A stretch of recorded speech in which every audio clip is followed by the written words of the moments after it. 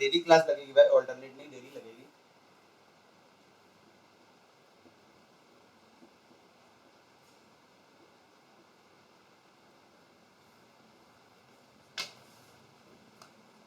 चलो,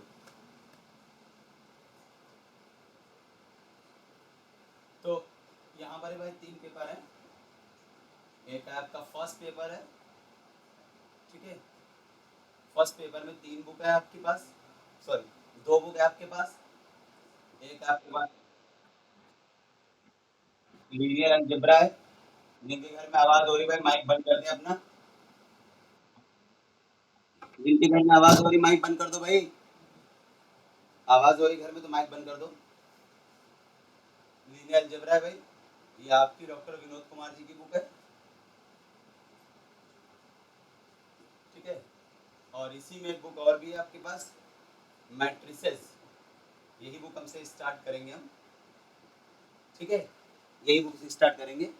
दूसरी बुक है आपकी मैट्रिसेस। तो इसमें 2 बुक्स है, ये भी वही है, डॉक्टर विनोद कुमार जी की बुक ये भी वही है। ये फर्स्ट पेपर हो गया है। सेकेंड पेपर में जो है भाई आपके पास, सेकेंड पेपर में आपकी है differential equation. Differential equation, differential calculus नहीं है भाई, अलग बुक है ये, डिफरेंशियल इक्वेशन। और दूसरी बुक है इंटीग्रल ट्रांसफॉर्म। इंटीग्रल ट्रांसफॉर्म बहुत इंटरेस्टिंग सिलेबस है भाई, बीएससी सेकेंड ईयर का बहुत अच्छा सिलेबस होता है, बड़ा ही इंपॉर्टेंट होता है। आगे कभी भी आप नेट वगैरह गेट वगैरह कुछ भी करना चाहें, बहुत इंपॉर्टेंट होता है बीएससी सेकेंड ईयर का सिलेबस। ये चारों, ये तीनों बुक तो नेट में आती हैं, ये दो तीनों बुक ऊपर की ये नहीं आती है, लेकिन ज़रूरत पड़ती है कहीं ना कहीं। चलो, दोनों बुक जो है डॉक्टर विनोद कुमार जी की है भाई, ठीक है। डॉक्टर विनोद कुमार जी की दोनों बुक है। तीसरा पेपर जो है आपका, ये थोड़ा अलग पेपर है भाई, ठीक है। इसमें जो है एक बुक है डायनामिक्स,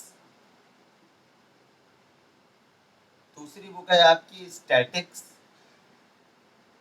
तीसरी बुक है आपकी mathematical statics, statistic, mathematical statistic है ये, मैथमेटिकल स्टैटिस्टिक्स। ये दोनों राइटर अलग है भाई। ये आपको लेना है केपी गुप्ता जी की, केपी गुप्ता या गोयल गुप्ता नाम से आती है। और बाकी ये सब ये वही है, डॉक्टर विनोद कुमार जी की। तो ये इतनी बुक्स हैं भाई आपके पास। ये राइटर अलग है भाई, केपी गुप्ता या गोयल गुप्ता नाम से भी आती है, शायद गोयल गुप्ता नाम से होगी, गोयल गुप्ता नाम से भी आती है।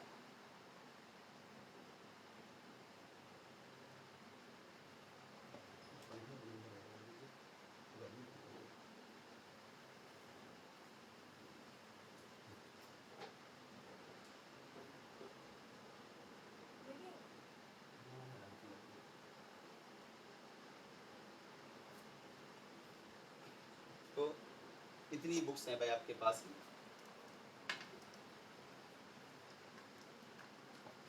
नोट कर लीजिए भाई।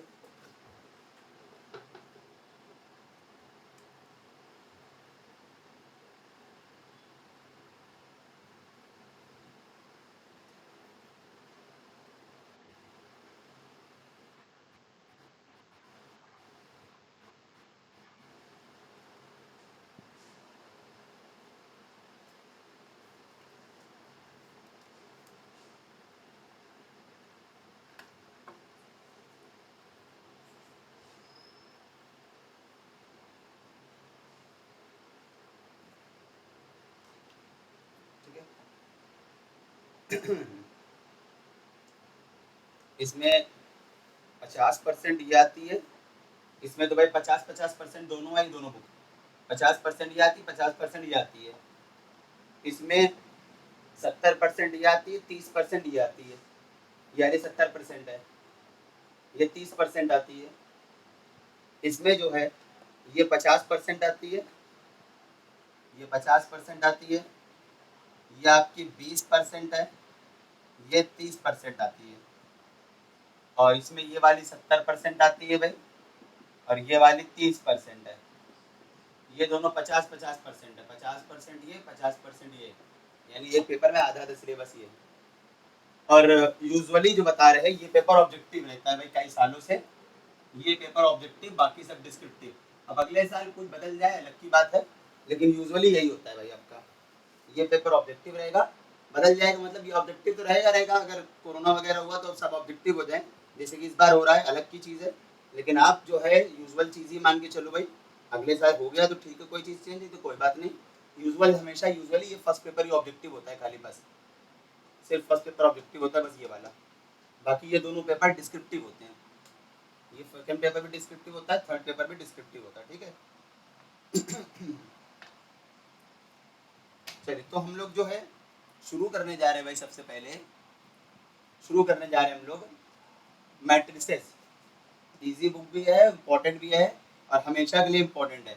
आप चाहे कोई भी कंपटीशन कर रहे हो, कुछ भी कर रहे हो, हमेशा के लिए इम्पोर्टेंट बुक है matrices.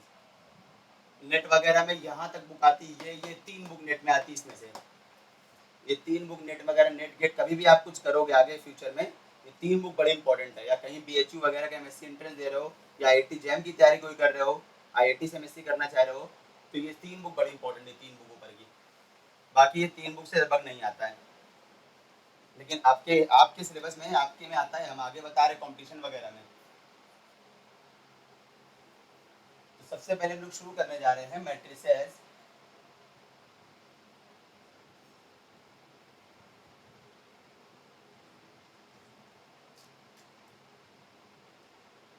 Matrices doctor Vinod Kumar ji की बुक लेना है भाई, ठीक है।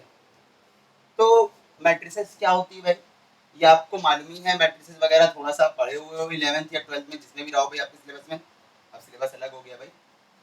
तो तो मैट्रिसेस में क्या होता है भाई, कि मैट्रिसेस क्या होता है भाई, इस फॉर्म में लिखते हैं, आपको पता होगा इस तरह से कुछ लिखते थे मैट्रिसेस में।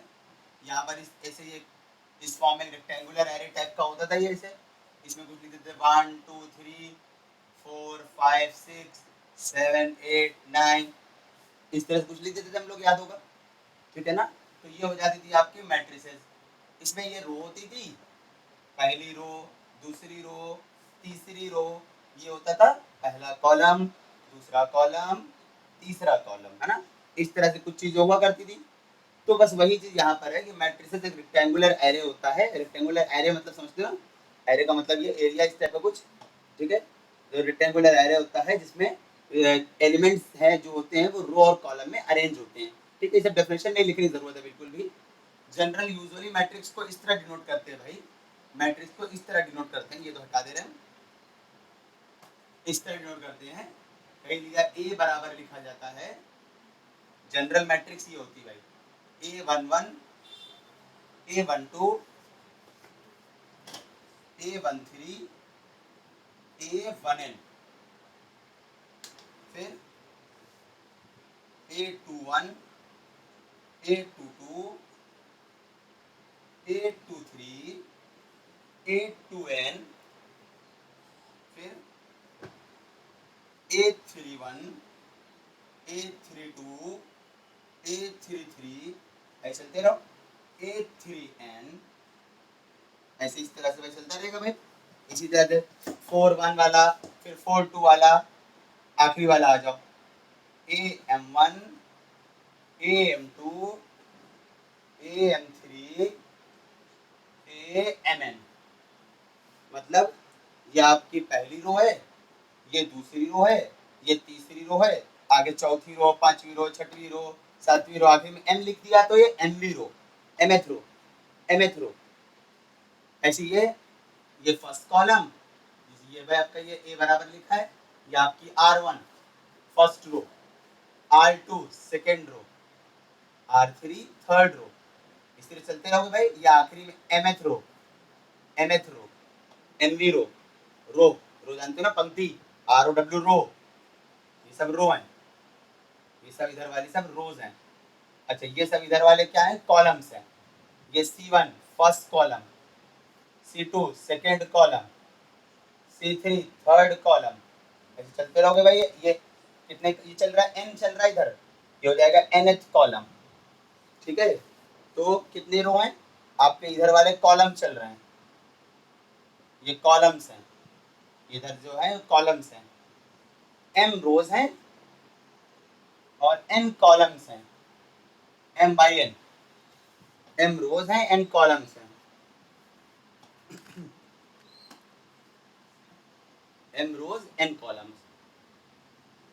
तो ये आपका है मैट्रिसेस जो होती है इस तरह से लिखते हैं भाई। अगर कहीं आपका भाई लिखा हुआ है A11, तो इसका क्या मतलब होता है? A11 होता है first element of first row, पहला वाला रो दिखाएगा, दूसरा वाला एलिमेंट दिखाएगा जब बोलने के टर्म में। First element of first row, यही कह दो element of first row and first column, ये बोल दो। पहला वाला रो है, इसमें जो पहला वाला सफिक्स है ये रो है, ये रो को बताता है, और दूसरा वाला सफिक्स जो है ये कॉलम को बताता है। ठीक है, एकदम बेसिक से पढ़ा है, एकदम बेसिक से भाई, ठीक है, एकदम बेसिक से पढ़ा रहे, कुछ भी हम स्किप नहीं कर रहे हैं। इसका मतलब क्या हो गया? First element of first row, यही कह दो element of first row and first column, ये बोल दो। लेकिन ये बोलते नहीं जनरली लोग बोल देते हैं, हम बोलेंगे हमेशा ही बोलेंगे फर्स्ट एलिमेंट ऑफ फर्स्ट रो।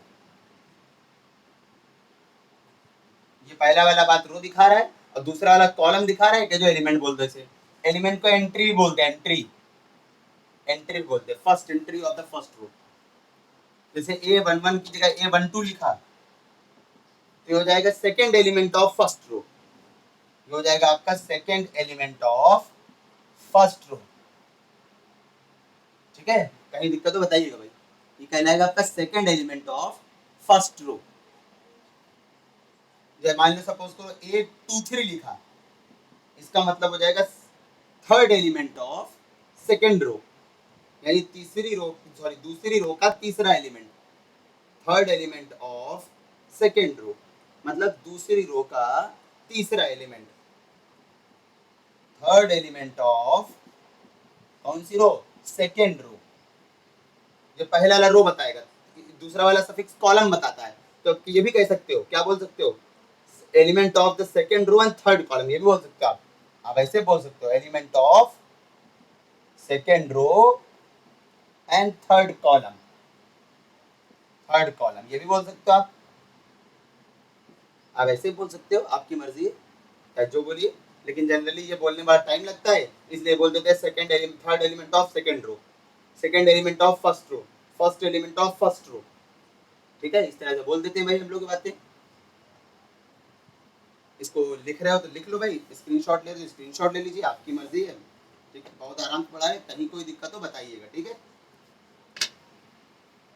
कितने लोग कनेक्ट हुए भाई आज, कितने लोग पढ़ रहे हैं? 15। बाकी लोग कहाँ चले गए?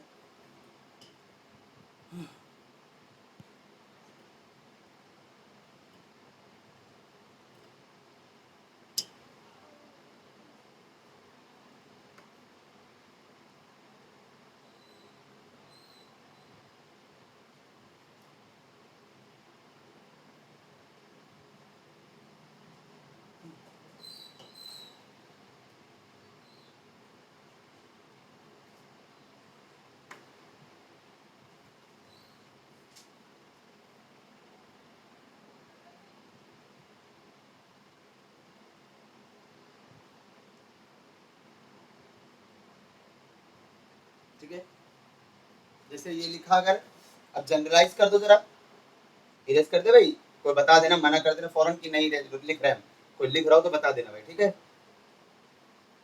इरेज कर रहे हैं।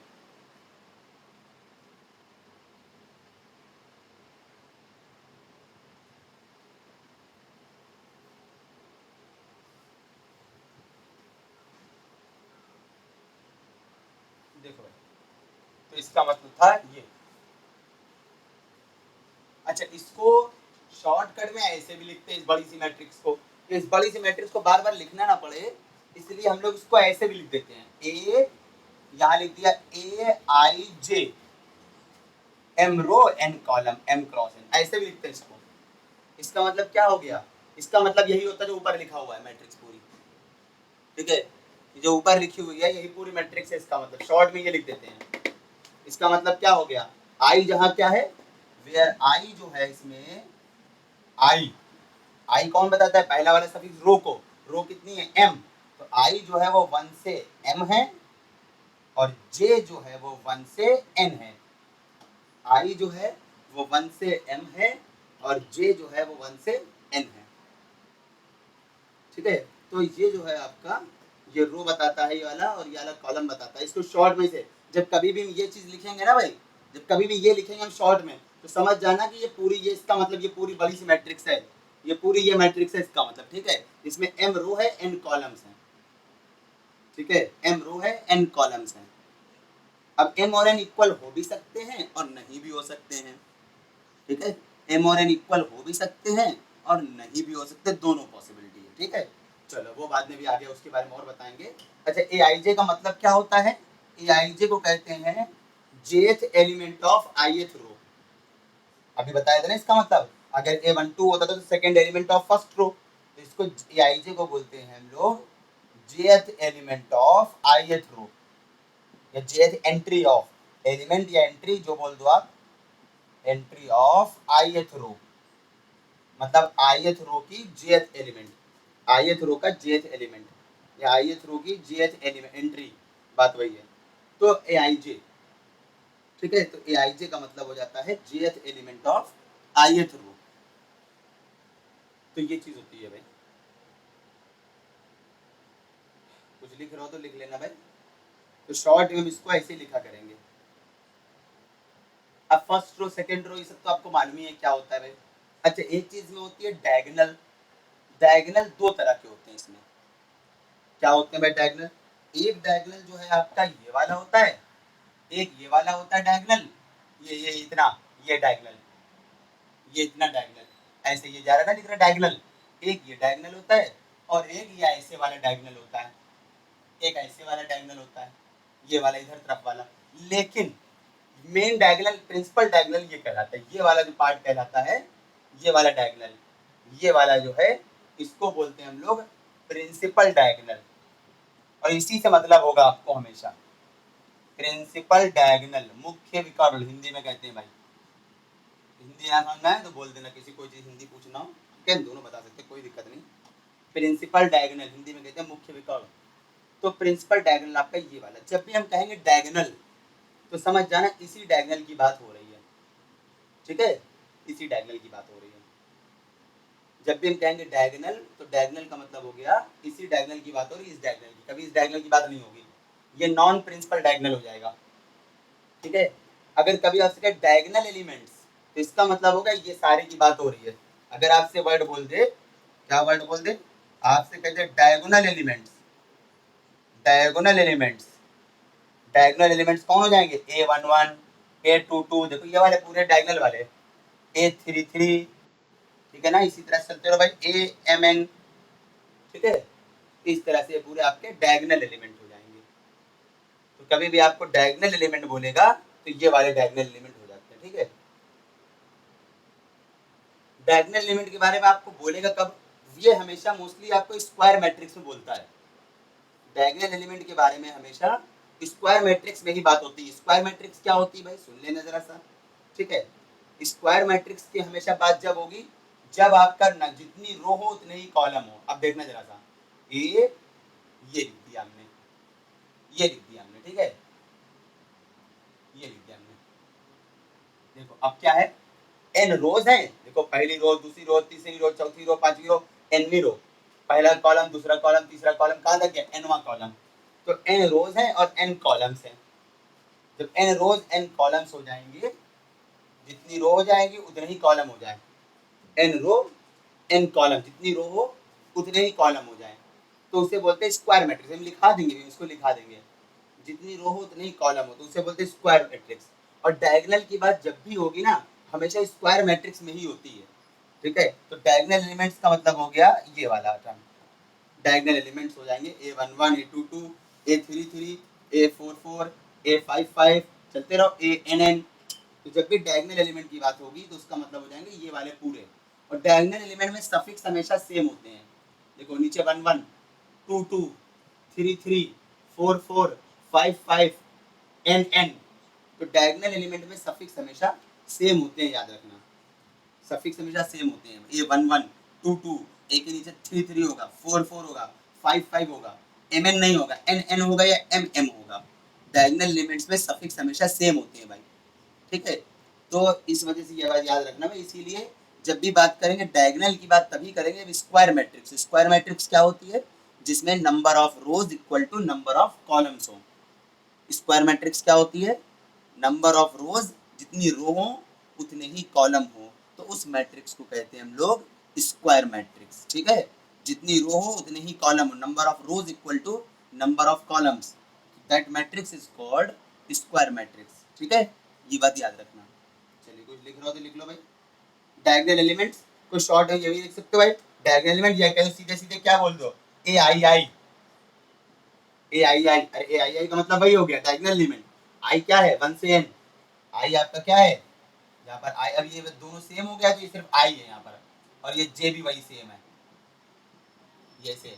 और आई क्या है आपका? 1 2 3 कहाँ तक? n तक। तो डायगोनल एलिमेंट की जब भी बात होगी तो इसका मतलब क्या हो जाएगा?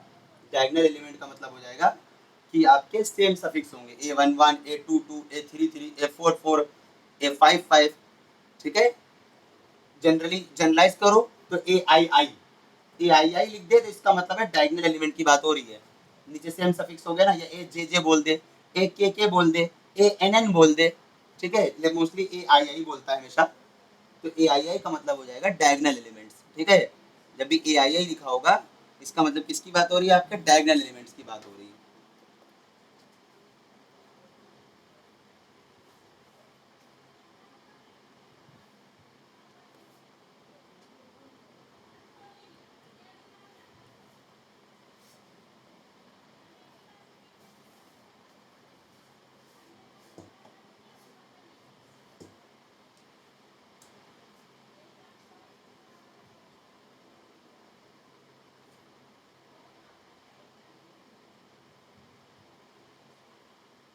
इरेज कर रहे हैं, ठीक है।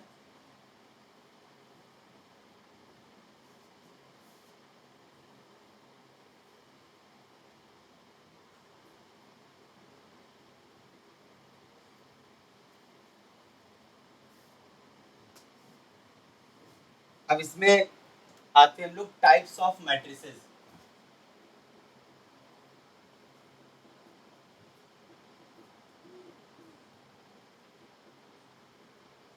टाइप्स ऑफ मैट्रिसेस, ठीक है। थोड़ा सा ऊपर हो गया है, थोड़ा नीचे लिख दे रहे हैं।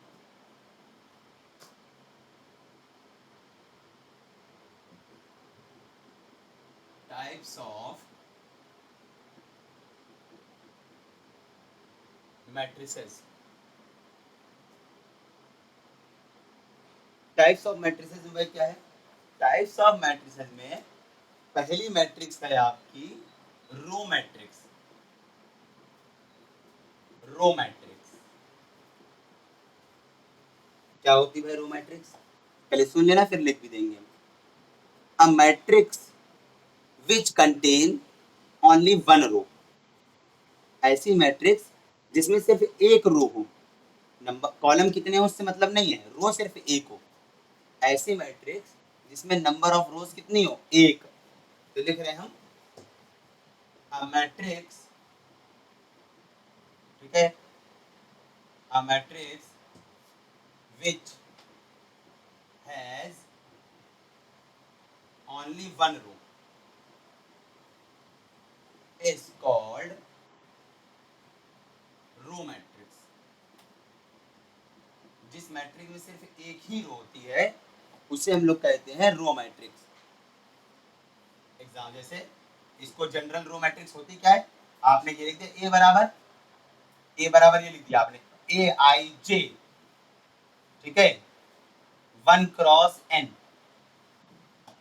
इसका मतलब क्या होता है बताओ जरा? इसका मतलब यही तो होता है भाई, आई 1 है, आई सिर्फ 1 है, और जे क्या होगा यहाँ पर? जे क्या होगा? 1 से n। मतलब किसी के ना समझ में तो ऐसे देख लो, A11 A12 A13, देखो आई को 1 ही रखना है, देखो पहला वाला 1 फिक्स है, और जे को क्या कर देना? 1 2 3 कहाँ तक? n तक। कहाँ तक? J1n। ये आपकी क्या हो जाएगी? ये आपकी है रो मैट्रिक्स। ये आपकी क्या है? Is row matrix. Row matrix, क्योंकि इसमें रो कितनी है, एक ही रो तो है, ये पूरी रो है, और कॉलम इसमें कितने फिलहाल, एक कॉलम, दो कॉलम, तीन कॉलम, कहाँ तक है, एन तक, तो ये एक रो है और एन कॉलम्स हैं, वन रो एन कॉलम्स, ठीक है, एक रो है और एन कॉलम्स हैं, तो ये आपकी हो जाएगी रो मैट्रिक्स। एग्जांपल के तौर पे हमने ये लिख दिया, देख लो, हमने लिख दिया ए बराबर लिख दिया 1 2 3, ये रो मैट्रिक्स है, देखो एक रो है और कॉलम कितने हैं, एक दो तीन कॉलम है, तो 1/3 ये रो मैट्रिक्स है। और लिख दिया हमने ये लिख दिया भाई 2 4 6 8, ये भी क्या है, देखो इसमें भी क्या है, एक रो है, एक ही रो तो है खाली, एक रो, कॉलम फिलहाल कितने हैं, एक दो तीन चार, ठीक है, एक ही रो है खाली इसमें, कॉलम चार, तो ये आपकी कहलाएगी रो मैट्रिक्स, ठीक है, ये आपकी कहलाएगी रो मैट्रिक्स। एक ही रो होंगी और कॉलम कितने होंगे, कितने भी हों, कितने भी हों कॉलम, उससे मतलब नहीं भाई, रो एक ही होनी चाहिए बस। आपको ये लिख दिया, हमने ये लिख दिया, ये लिख दिया हमने, ए लिख दिया, बी लिख दिया, ये भी तो एक रो है और एक दो कॉलम है, या ये लिख दिया हमने, ये भी रो मैट्रिक्स कहलाएगी, हाँ, अरे कुछ भी लिख दो भाई, ए बी सी ऐसे लिख दो, ये भी रो मैट्रिक्स कहलाएगी। तो एक रो और कॉलम चाहे कितने भी हो, ठीक है, उसे कहोगे रो मैट्रिक्स, ये कहलाएगी रो मैट्रिक्स, ठीक है। हाँ बोलिए।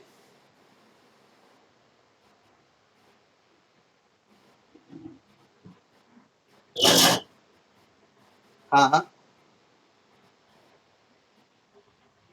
अच्छा अच्छा अच्छा, सॉरी सॉरी, धोखे से लिख दिया भाई, बिल्कुल सही बात है भाई, धोखे से लिख दिया, जे है, वो जे ही है भाई, ध्यान नहीं दिया हमने, जे है वो, जे, आई तो फिक्स है ना 1, जे है आपका 1 से n, ठीक है।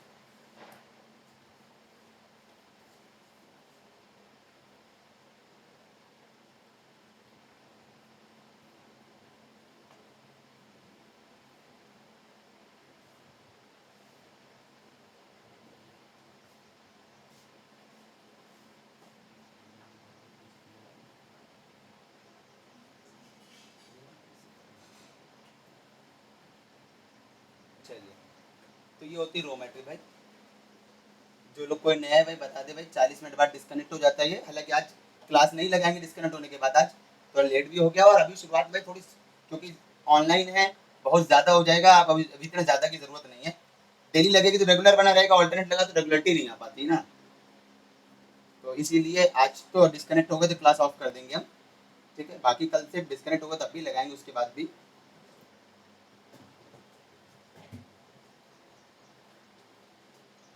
तो ये थी रो मैट्रिक्स, ठीक है, एक रो होगी, कॉलम कितने भी हों। अच्छा, अब आते हैं दूसरी बात, आपका आते हैं कॉलम मैट्रिक्स, कोशिश कर रहे हैं कोड आराम से पढ़ा रहे, तब भी किसी को लगे कुछ स्पीड है या कुछ ना समझ में आए हो तो फौरन बोल दीजिएगा भाई। Column matrix, a matrix which has only one column, एक कॉलम हो, ठीक है, इसी को पलट डालो, इसी को पलट दो भाई, लिख दिया हमने n×1 या m×1, अरे कुछ भी लिख दो भाई, सिर्फ एक कॉलम होगा, एक कॉलम होगा, ठीक है, ऐसी मैट्रिक्स जिसमें सिर्फ एक कॉलम हो उसे कहोगे आप कॉलम मैट्रिक्स। देख लो भाई, जे तो 1 ही है, आई की वैल्यू क्या है 1 से n तक है, तो आई बराबर क्या रखोगे 1, तो a11, आई बराबर 2 रखोगे a21, i3 रखोगे a31, इस तरह से होता जाएगा भाई।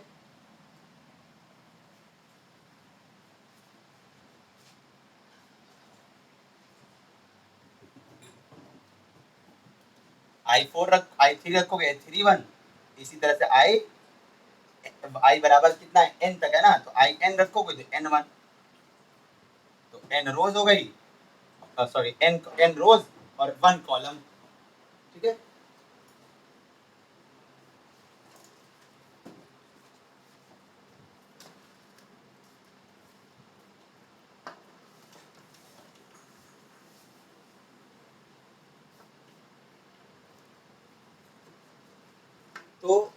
ये आपकी हो जाती है कॉलम। एग्जाम्पल आप बहुत सारे बना सकते हो। कौन सी बड़ी चीज है भाई? आपने एग्जाम्पल तौर पे ये लिख दिया, 2 3 4 लिख दिया। कॉलम एक ही तो कॉलम है, एक ही तो कॉलम है। रो कितनी है? एक रो, दो रो, तीन रो। तीन रो है, कॉलम सिर्फ एक है, 3/1। या ये कह लो आप A1 3 5 7, कुछ भी लिख दो यार, बस। यह भी देख लो, रो कितनी है आपकी? रो आपकी है 4। एक रो, दो रो, तीन रो, चार रो। कॉलम आपका सिर्फ एक है, तो this is 4/1 matrix. This is 4/1 matrix.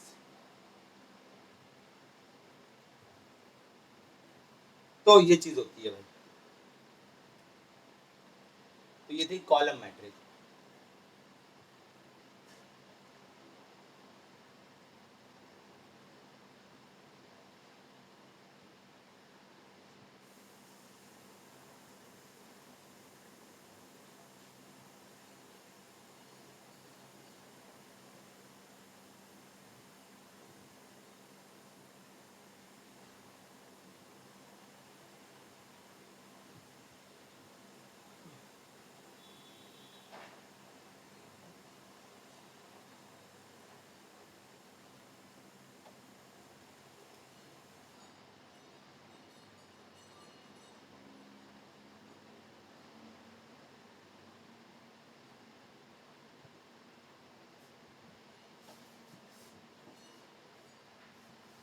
उसके बाद आते हैं आपके पास अगली मैट्रिक्स है आपकी square matrix.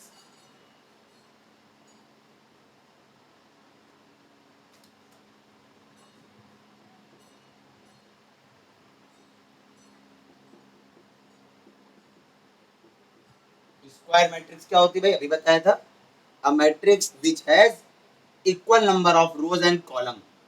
Equal number of rose and column मतलब जितनी रो हो उतने ही कॉलम हो किसी मैट्रिक्स में, तो मैट्रिक्स कहलाती है स्क्वायर मैट्रिक्स। तो बोल रहे हैं अ मैट्रिक्स विच हैज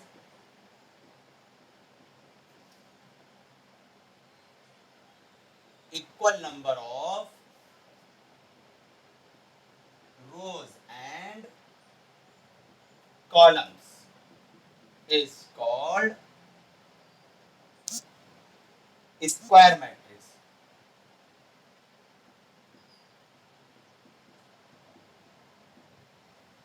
ऐसी मैट्रिक्स जिसमें जितनी रो हो उतने ही कॉलम हो, उस मैट्रिक्स कहेंगे स्क्वायर मैट्रिक्स। ठीक है, पहले बता चुके हम स्क्वायर मैट्रिक्स। जैसे आपने लिख दिया ए बराबर, बताया था ना हमने, इसको लिख देते AIJ n क्रॉस n या m क्रॉस m, जितनी रो उतने ही कॉलम। सेम सेम, जहां पर I और J, I कॉमा J करके एक साथ लिख दे रहे हैं हम। I कॉमा J दोनों होता है 1 से n तक।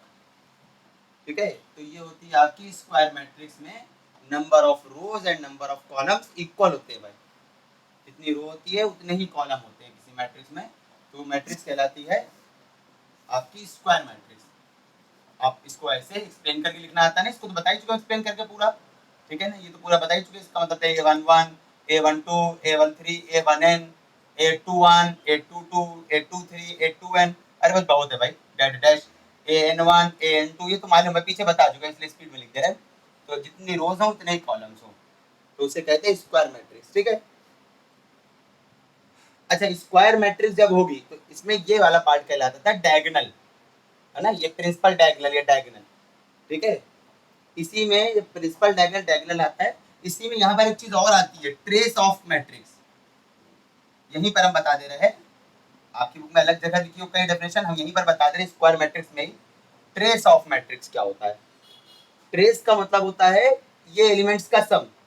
ये सिर्फ स्क्वायर मैट्रिक्स में ही पॉसिबल है, सिर्फ स्क्वायर मैट्रिक्स, इसीलिए हम स्क्वायर मैट्रिक्स के ही पास बता रहे हैं।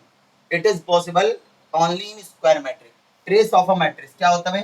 ट्रेस ऑफ मैट्रिक्स का मतलब हो जाता है TR, ऐसे लिख देते हो ट्रेस ऑफ ए, या शॉर्ट में लिखते हो TR ब्रैकेट में A। ठीक है, इसके बारे में और बाद में बताएंगे, अभी यहाँ आया तो हम बता दे रहे हैं क्या होता है ट्रेस ऑफ मैट्रिक्स।